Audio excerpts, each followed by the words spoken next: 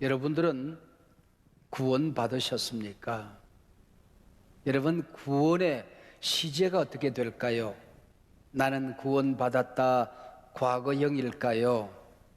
매일매일 구원을 이루어 간다 현재형일까요? 아니면은 죽어서 하나님 나라에 들어가야 그게 구원일까요? 말하자면은 미래형일까요?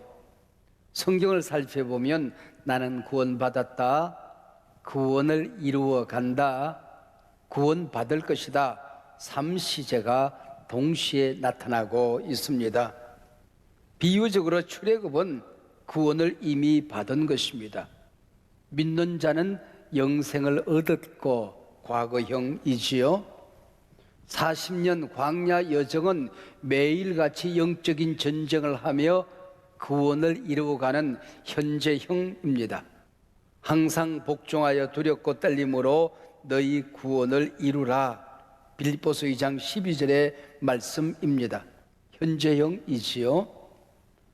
오늘 밤이라도 하나님이 나를 부르시면 나는 네가 나와 함께 나곤에 있으리라.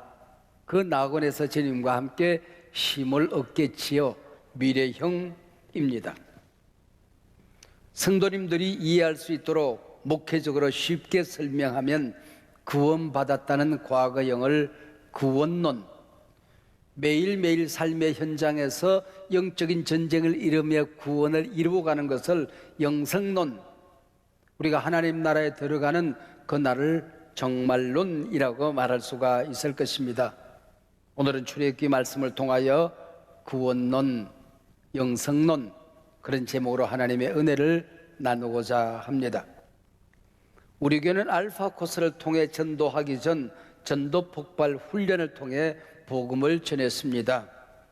복음 지식 1000마디가 오늘 죽으면은 천국에 들어갈 확신이 있습니까? 그렇게 묻지요. 그 대답은 참 다양합니다. 저는 죄가 많아서 천국 가겠다고 말할 체면이 없습니다. 또 어떤 분들은 글쎄요, 저거 봐야 알지요. 또 많은 분들은 구원의 확신을 가지고 예스, 저는 예수를 믿습니다. 오늘 죽어도 천국에 들어갈 확신이 있습니다라고 대답하는 분들도 있습니다. 복음 제시가 끝나고 예수님을 구세주로 믿겠다고 고백하면은 영접 기도를 따라하게 되지요. 예수님을 구세주로 영접하는 그 한 번의 경험이 구원의 완성이거나 전부는 아닙니다. 그러나 내 인생에서 내 마음 중심에 예수님을 모셔드리는 이 영접의 경험은 대단히 중요한 구원 경험입니다. 너희가 그 은혜로 인하여 믿음으로 말미암아 구원을 얻었나니, 믿는 게 뭘까요? 영접하는 자, 곧 그 이름을 믿는 자는 영생을 얻었다, 그렇게 되어져 있습니다. 구원 얻는 믿음은 예수를 그리스도로 믿는 것이요, 예수를 구세주로 영접하는 것입니다. 이스라엘 백성들이 출애굽을 하는 데에 그들이 할 일은 아무것도 없었습니다. 그래서 너희는 가만히 서서 내가 이루는 구원을 보기만 하라고 주님이 말씀하셨지요. 우리 예수님 십자가에서 내 죄짐을 짊어지고 돌아가시는 그때에 내가 할 수 있는 일은 아무것도 없었습니다. 믿기만 하면 되는 겁니다. 하나님께서 모세를 통해 10가지 재앙을 내리고 백성들을 구해낼 때에 이스라엘이 할 수 있는 일은 아무것도 없었습니다. 애굽의 장자가 죽고 이스라엘 백성들이 구원을 받는 그날 밤, 그들은 양을 잡아 문설주에 피를 바르고 집안이 가만히 기다리면 되는 겁니다. 그들이 할 수 있는 일은 아무것도 없었습니다. 홍해가 갈라질 때 백성들이 해야 하는 일은 아무것도 없었습니다. 하나님이 이루신 기적의 길을 건너가기만 하면 되는 겁니다. 구름 기둥이 떠오를 때도, 불기둥이 떠오를 때도 그들은 기름값을 낸 적이 없습니다.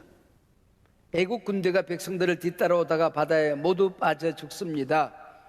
이때 이스라엘 백성들이 할 수 있는 일은 아무것도 없었습니다. 너희는 가만히 서서 내가 이루는 구원을 보기만 하라는 겁니다. 예수를 구주로 믿기만 하라는 것입니다. 예수님이 이루어 놓으신 구원을 믿고 받기만 하라는 것입니다. 믿음으로 은혜로 구원을 받는다고 하니까 그래도 거기에 공로가 선행이 뒤따라야 되지 않겠느냐 하는 사람들이 있습니다. 거기에 대하여 성경은 No, nine, 아니다라고 말합니다. 오직 은혜로, 오직 믿음으로 구원을 받는 것입니다. 선행은 믿음의 열매지요. 그 선행조차도 하나님의 은혜로 맺혀지는 선물입니다. 99% 하나님의 은혜로 구원받고 1% 정도 내 공로나 선행이 따라야 된다면 그 1% 때문에 나는 지옥 낭떠러지로 떨어지고 말 것입니다. 지난번 섬기던 교회에 홍시성을 가진 자매가 있었습니다. 그들의 아버지가 병이 걸려서 병원에 입원을 했어요. 복음을 전해도 도무지 복음을 받아들이지 않는 겁니다. 마지막 임종이 가까웠는데 그래도 예수를 믿지 않는 거예요. 눈물이 글썽해서 저를 찾아왔어요. 목사님 오셔서 복음을 전해주세요. 그래서 병원에 찾아갔죠. 이미 식물인간이죠. 뭐 의식이 전혀 없습니다. 진지하게 복음을 전했습니다. 그럼 마지막까지 신경이 살아있는 게 이 듣는 거거든요. 복음을 전했어요. 그리고는 어르신 예수를 그리스도로 영접하시기를 원하시면 눈을 한번 떴다가 감으세요. 그런데 뭐 뜰 수 있나요? 이미 임종이 가까웠는데 손을 한번 움직여 보시죠. 움직여지지가 않는 겁니다. 마지막에 간절하게 요청했습니다. 어느 신체의 부위라도 좋으니까 움직일 수 있는 걸 움직이세요 그랬습니다. 그랬더니 발가락을 갔다 가더라고요. 이 자매가 울음이 펑 터졌어요. 우리 아버지 발가락 움직였다고. 얼마나 좋아하는지. 내 속으로 감사도 있지만은 진작 복음을 전하지 그 생각도 들더라고요. 우리 교회에 권시성을 가진 아무개 집사가 있어요. 시골에 계시던 아버지가 증병이 걸렸어요. 간곡하게 부탁을 하더라고요. 그땐 제가 신방을 다 할 테니까 복음을 전해달라고. 제가 병원에 갔습니다. 복음을 전했습니다. 그리고 예수님께서 우리 모든 죄짐을 지고 돌아가셨습니다. 예수를 믿으면 구원을 받습니다. 하나님의 자녀가 되는 권세를 얻게 됩니다. 그랬더니 이분이 그래요.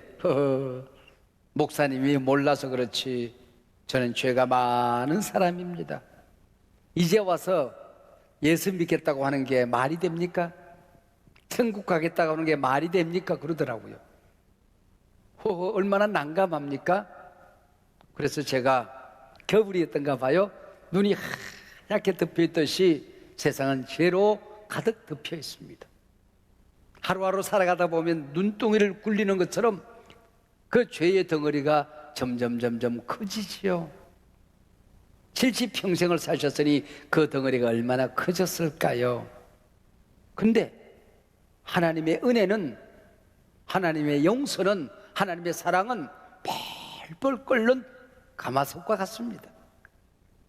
펄펄 끓는 가마솥에다가 그 눈덩이를 집어넣으면 어떻게 될까요? 녹지요. 그겁니다.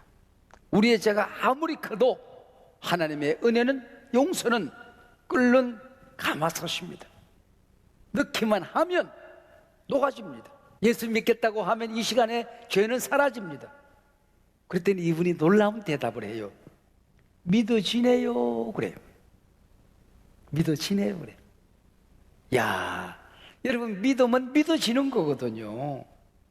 사랑하는 여러분, 여러분은 예수를 그리스도로 영접하셨습니까? 오늘 밤 죽으면은 천국에 들어갈 확신이 있으십니까? 믿어주시면 아멘. 노예로 살던 이스라엘 백성을 건져낸 출애굽이 구원의 완성은 아닙니다. 출애굽 목적의 전부는 아닙니다. 하나님의 백성을 광야로 불러내서 예배하는 백성으로 살게 함이 목적이었다는 것입니다. 이것이 매일같이 너희 구원을 이루어가는 영적인 삶입니다. 우리가 위기시대 한복판을 살아가고 있습니다. 어떻게 이 위기시대를 승리하며 살 수 있을 것인가? 개인도, 가정도, 교회도 영성적인 존재가 되어야 한다는 겁니다. 영성적인 교회가 되어야 한다는 겁니다. 미국 교회가 전 세계 교회를 조사를 해보았어요. 그랬더니 이 위기시대도 든든히 서가는 교회, 더욱 성장하는 교회가 있더라는 거예요. 그게 한결같이 영성적인 교회라는 결론을 내리게 된 것입니다. 출애굽의 주인공으로 하나님의 부르심을 받은 사람은 모세입니다. 하나님은 미디안에 숨어 장인의 양을 치던 사람이었습니다. 근데 어느 날 떨기나무 불꽃에서 모세야, 모세야, 모세를 찾아오신 하나님을 만나게 되는 거예요. 여러분, 이 하나님의 경험이 얼마나 멋진 것이었을까요? 그래서 많은 사람들은 하나님을 만나는 경험, 이걸 영성이라고 생각해요. 영성의 전부라고 생각합니다. 맞습니다. 그러나 이건 하나의 출발에 불과한 것이지 영성 자체이거나 전부는 아니라는 사실을 알아야 됩니다. 하나님께서 모세야, 내 손에 있는 게 뭐냐? 양치는 지팡이가 있습니다. 그걸 던져봐라. 휙 던졌더니 지팡이가 뱀이 된 거예요. 꼬리를 잡아라. 뱀은 꼬리 잡으면 큰일 나요. 순종하여 잡았습니다. 근데 다시 지팡이가 된 거예요. 하나님의 권능, 능력을 경험한 거죠. 성령이 너희에게 마시면 너희가 뭘 받아요? 권능을 받고. 그래서 성령을 경험하고 나면 그 다음 단계는 권능이 따르게 되는 거예요. 하나님의 자녀된 권세와 능력을 말하는 것입니다. 진실로 진실로 내가 내게 이르노니 나를 믿는 자는 내가 했던 일을 그도 행할 것이요 그보다 더 큰 일도 행하리라. 이게 성령 경험에 따르는 삶의 능력이요 권능이라고 하는 것입니다. 예배하고 기도하고 하나님의 일을 감당하다 보면은 하나님의 능력을 경험하게 돼요. 이게 영성적인 삶에서 대단히 중요한 경험입니다. 권능을 받는 것. 흔히 제가 하는 말이 있지 않습니까? 예수 믿고도 기적을 경험한 적이 없다. 그게 기적이다. 여러분, 성령을 받으면, 복음의 말씀을 믿으면, 하나님을 만나면 우리에게는 기적을 경험하는 삶, 권능의 삶이 있는 거예요. 이게 그 다음에 따르는 영성적인 삶입니다. 제가 지금 영성적 삶이란 말을 쓰지만은 반복적으로 이게 무슨 뜻인지 알고 듣는 사람은 별로 없을 거예요. 알아들은 척 하지만 아직도 감이 잘 안 잡힐 수 있어요. 출애굽기는 영성적인 삶을 신학적으로 논리적으로 논하지 않습니다. 저처럼 이런 신학적인 용어를 쓰지 않아요. 아주 구체적으로 설명합니다. 출애굽하는 이스라엘 백성들은 신학적으로 미성숙한 어린아이들이었거든요. 그래서 얘들아, 너희들은 영성적인 삶을 살아야 된다 그러면 못 알아듣잖아요. 그래서 영성적인 삶이 무엇인가를 아주 쉽게 설명을 합니다. 광야에서 예배하도록 하기 위해서 난 너를 부른다는 겁니다. 광야 생활이 좀 힘들어. 그러나 거기서 온전히 예배하는 백성으로 살아보자는 겁니다. 이게 영성적인 삶이에요. 우리가 구원받은 것은 예배로 부름받은 것입니다. 하나님은 이스라엘 백성을 광야로 부르실 때에 왜 내가 너희를 광야로 부르는지 그 목적을 혼돈하신 적이 없어요. 헷갈리신 적이 없어요. 3장 18절. 여호와께서 우리에게 임하셨은즉 우리가 우리 하나님께 제사를 드리려 한다. 제사하기 위해서 하나님이 오셨고 우리를 광야로 오라고 하신다, 그 얘기예요. 4장 23절, 내 아들 이스라엘 백성을 광야로 보내라. 거기서 그들이 나를 섬기게 될 것이다. 여기 섬긴다는 말이 예배한다는 말과 동일한 단어입니다. 5장 1절, 여호와께서 이렇게 말씀하셨어요. 내 백성을 보내라. 그러면 그들이 광야에서 내 앞에 절기를 지킬 것이니라 그랬습니다. 절기를 지킨다는 게 뭐예요? 모든 삶이 예배에서 예배로 이어지는 살아있는 예배를 경험해야 된다는 것입니다. 5장 3절 이어서 우리가 하나님 여호와께 제사를 드리려 하노라. 그랬더니 바로가, 야, 예배가 밥 먹여주냐? 내 일이나 잘해라. 안 그러면 너희들 밥을 다 뺏어버리겠다는 겁니다. 5장 8절, 하나님께 제사하러 우리는 나가야 한다. 바로는 또 말합니다.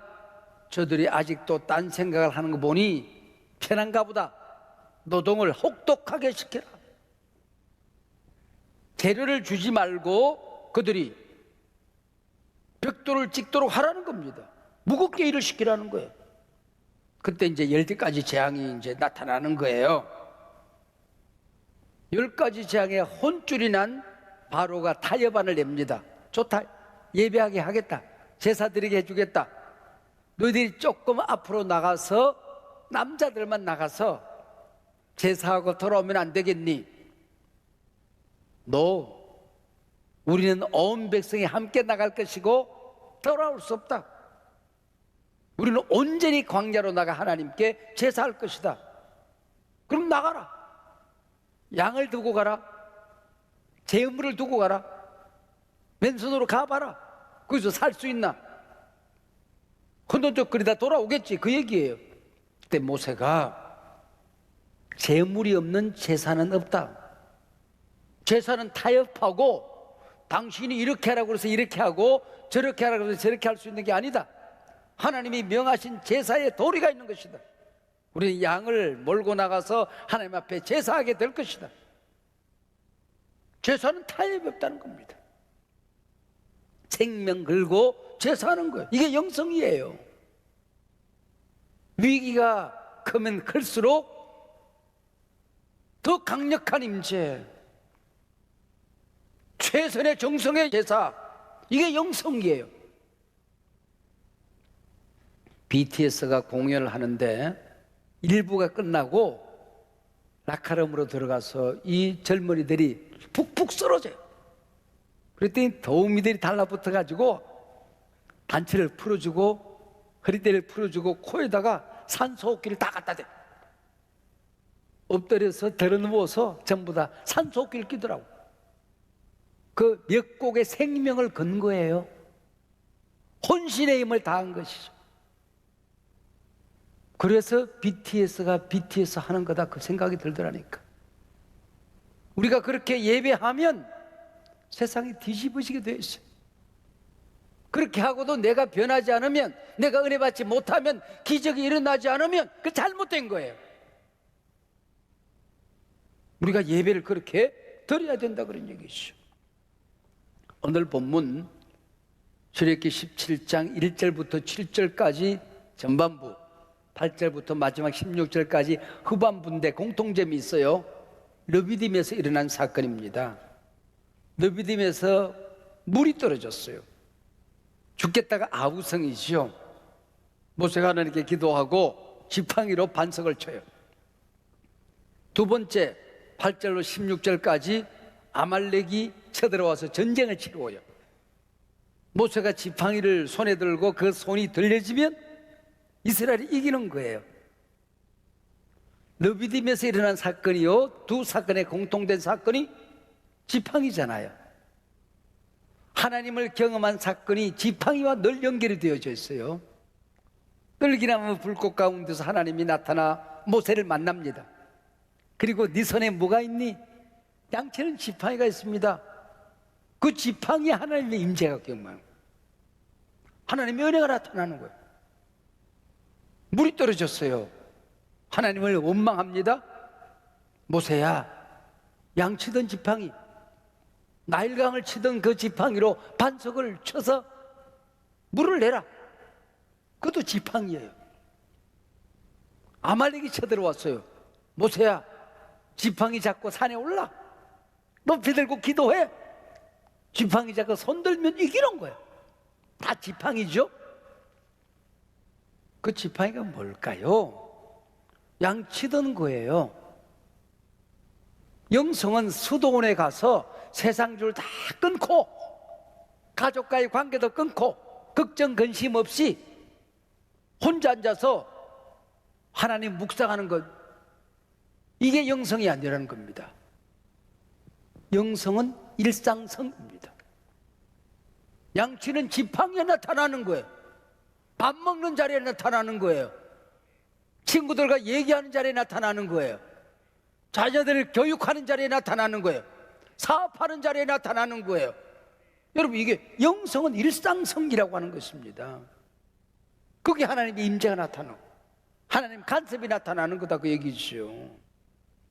오늘 보면 출애굽기 17장 8절에 보면은 지금까지는 내가 이루는 구원을 보라 그랬잖아요. 이 구원론이에요. 근데 지금은 아말렉과 맞서서 싸우라는 겁니다. 이게 영성이에요. 구원은 가만히 있어서 얻는 것이지만은 영성은 구원을 얻었으면 그 구원 얻은 능력으로 세상에 나가서 싸워서 이기는 거예요. 이게 영성이라고 하는 거죠. 신앙생활에서 이기는 능력을 받는 것. 여러분, 이걸 받아야 돼요. 하나님 경험, 여기서 끝나면 안 된다는 겁니다. 아말렉과 싸우라. 아말렉이 누굽니까? 팥죽 한 그릇에 장자의 명분을 판 에서의 후손들입니다. 여러분, 장자의 명분은 또 뭘까요? 가족을 대표해서 제사하는 사람이에요. 이 제사권을 포기하면 가정의 은혜가 끝나는 거예요. 구원의 맥이 끝나는 거예요. 가족을 대표해서 축복하는 축복권이에요. 축복권이 중단되어지면 가문의 맥이, 축복의 맥이 끊어지는 거예요. 장자의 명분이 뭘까요? 가족을 대신해서 구원의 반열에 그 한 사람의 이름이 올라가는 거예요. 이 이름 하나로 온 가문이 복의 근원이 되는 거예요. 이게 장자의 명분 아닙니까? 예배하는 권세, 축복하는 권세, 구원하는 권세를 말하는 것입니다. 세상 살기가 힘들어도, 배가 고파도 팥죽 한 그릇 먹겠다고 장자의 명분을 팔면 안 된다. 그럼 너는 에서의 후회가 되고 많은 것이다, 그 얘기죠. 세상이 힘들면 힘들수록, 어려운 일이 겹치면 겹칠수록, 예배하기가 만만치 않을수록 목숨 걸고 예배 자리 지켜라, 기도 자리 지켜라, 축복권을 회복해라, 하나님 만나라, 능력 받아라, 삶의 현장에서 싸워 이기라. 할렐루야. 금년 총회는 복음으로입니다. 근데 지금부터 35, 6년 전 제가 대학원 다닐 때에 교인들과 어린아이들이 공부할 교재를 제가 많이 썼어요. 그때는 영성, 그게 주제였어요. 근데 영성이 주제였는데 영성이 뭔지를 잘 몰라.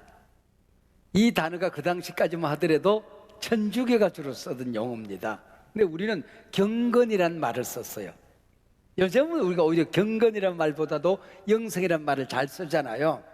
그래서 영성이 뭔가를 먼저 알아야 되겠길래 제가 대학원 다닐 때에 그 책을 한 권 번역을 했어요. 아이리시 컬리라고 하는 교육학자인데, 영성 교육학자인데, 이분이 쓴 책을 영적 성장을 위한 교육, 그렇게 번역을 했어요. 제가 대학원 등록금이 없어서 제가 그걸 번역하고 돈을 받아서 등록금을 냈는데, 그 책이 한국교회에, 우리 교단에 영성이 뭔가 영성훈련의 지침서가 되어서 지금까지도 쓰여지고 있습니다. 그 영성이 뭐냐 하면은 누구누구의 정신으로 살아간다, 그런 뜻이에요. 누구누구의 정신으로 살아간다, 믿는 대로 사는 지혜를 말하는 것입니다. 자신이 기도한 대로, 자신이 믿는 진리대로 살아가는 삶의 능력과 지혜, 이게 바로 영성이에요. 영성은 아무데나 있어요. 군인들 가운데 이순신의 영성으로 군인이 되는 사람이 있어요. 스카모니의 영성으로 살아가는 사람을 뭐라고 그래요? 불교의 영성으로 사는 사람이라고 하는 거예요. 그래서 영성이란 말 자체는 중립성, 뉴트럴입니다. 자동차를 운전하다 보면은 이게 그 전진 백 하는 그 중간에 이제 뉴트럴, 그 가운데 있는 게, 그게 바로 영성은 뉴트럴한 거죠. 중성적이에요. 거기에 기독교를 붙이면은, 복음을 붙이면은 기독교 영성이 되는 거예요. 기독교 영성이죠. 기독교 영성은 예수님의 정신으로 살아가는 거예요. 기독교 영성은 복음을 믿고 복음의 영성으로 살아가는 겁니다. 복음의 영성이 뭔지 아세요? 복음이 뭐예요? 기쁜 소식이잖아요. 내가 복음을 믿었으면 그때부터 내가 어디 가든지 간에 기쁜 소식이 돼야 돼. 말을 해도, 가정에 들어가도, 직장에 가도, 누구를 만나도 내가 기쁨의 덩어리가 돼야 돼요. 은혜 영성으로 살아가는데, 은혜 영성이라는 책을 제가 썼잖아요. 이 은혜 영성으로 구원을 받았으면 살아가는 모든 게 은혜로 살아야 돼. 구원은 은혜를 받고 사는 것은 율법으로 살면 안 되는 거야. 그 무너진 영성이에요. 내가 나를 볼 때 존귀한 존재로 보는 거잖아요. 내가 다른 사람들을 볼 때 은혜의 눈으로 보면 존귀한 존재들이잖아요. 이게 은혜 영성이거든요. 기독교 영성, 바로 이런 겁니다. 그래서 기독교 영성은 3차원이 있어요. 하나님을 경험하는 겁니다. 이게 죄인이 하나님을 만나는 경험을 해야 거기서 출발이 되는 거예요. 그리고 나면은 내 안에 하나님의 능력이, 권능이 나타나요. 그러면은 내가 못하던 걸 할 수 있게 돼요. 저절로 돼요. 기도도 저절로 되고, 예수 믿는 것도 저절로 되고, 믿어지네요. 이렇게 되는 거예요. 능력 받아서 능력으로 살아가는 거예요. 여러분, 이게 바로 기독교 영성의 세 차원이라고 하는 것입니다. 출애굽기를 통하여 하나님은 구체적으로 설명하잖아요. 광야에서 예배하는 거야. 성전에서, 수도원에서 예배하는 게 아니고 광야에서 예배하기 어려운 그때에 예배하는 거예요. 그 얘기입니다. 그래서 아말렉과의 싸움에서도 여호수아는 세상 한복판에서 전쟁을 치루어요. 그렇지만은 그 밑바닥에 영적인 능력이 있어야 되거든. 위에서 임하는 하나님의 임재가 있어야 되는 거거든. 그래서 지팡이를 잡고 모세는 산 위에서 기도를 하는 겁니다. 이 지팡이에 하나님의 임재가 나타나고 그 임재가 전쟁터로 흘러가는 거예요. 예배드리다 하나님을 만나고 능력 받고 이문을 열고 박차고 나가서 하나님 주시는 그 힘으로 진리대로 사는 거예요. 은혜로 살고, 능력으로 살고, 능력으로 기도하고, 능력으로 사업하고. 할렐루야. 모세가 손을 들어. 손이 뭘까요? 손 드는 게 뭘까요? 항복하는 겁니다. 주를 찬양, 손을 들고 찬양. 전쟁은 나에게 속한 것 아니니 전쟁은 하나님께 속한 것이니 하나님의 힘으로 살겠습니다. 그 얘기입니다. 그리고 내가 안고 있는 문제들, 가정, 사업, 교회, 시대 전부 다 하나님께 올려드리는 중보죠. 손을 드는 거예요. 그리고 내가 세상을 향하여, 가족을 향하여, 자식들을 향하여 손을 여는 거예요. 축복이죠. 이게 손을 드는 것입니다. 그랬더니 어떻게 돼요? 모세가 손을 들면 이기고 손을 내리면 지고, 동화 같은 이야기가 펼쳐집니다. 예수 믿으면 이런 재미가 있어요. 기적 같은 일들이 일어난다고요. 할렐루야. 말이 안 되는데 이게 저 사람은 뭔데 저렇게 뭐가 쉽게 일을 해. 이게 하나님의 은혜의 영성이에요. 일이 이렇게 되는 거란 말이죠. 그러다 보니까 자꾸 하나님 만나는 데만 관심이 있어. 사는 데는 관심이 없어. 능력 받는 데만 관심이 있어. 그래서 능력 받는다고 하면 아무 데나 뛰어다녀. 이걸 뭐라고 그래요? 신비주의라고 그래요. 기독교는 신비한 종교지만은 신비주의는 아니거든.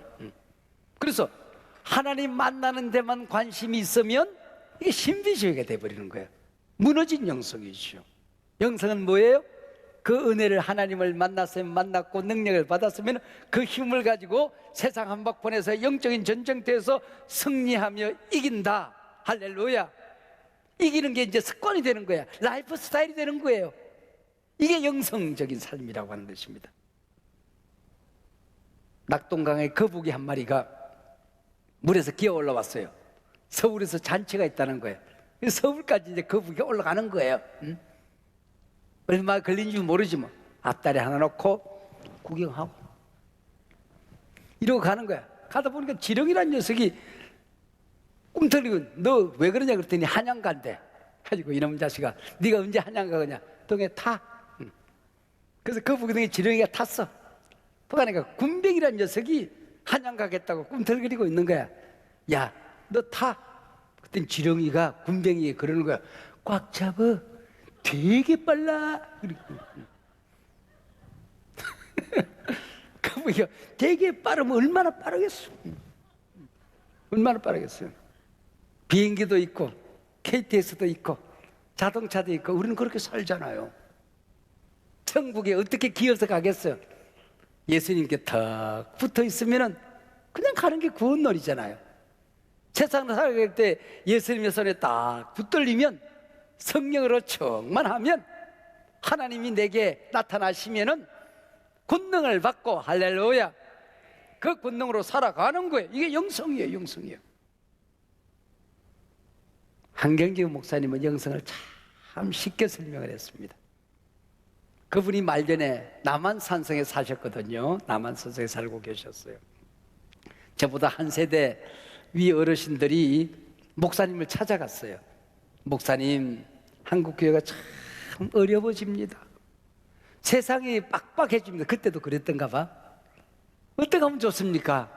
좀 지혜를 주십시오. 그랬더니 영성을 한마디로 딱 말씀하셨어요. 뚝 들러보더니 그 후배들을 들러보더니 그러시더래. 예수 잘 믿어. 그리고 또 눈 감고 가만히 계시더래. 누군가 저에게 목사님 한국교회 큰일 났어요. 우리 사회 이러다 큰일 나겠어요. 우리나라 어떻게 해요? 우리 가정 어떻게 해요? 다음 세대 우리 자녀들 어떻게 해요? 목사님 답을 주세요. 제가 한마디로 말합니다. 예수 잘 믿읍시다.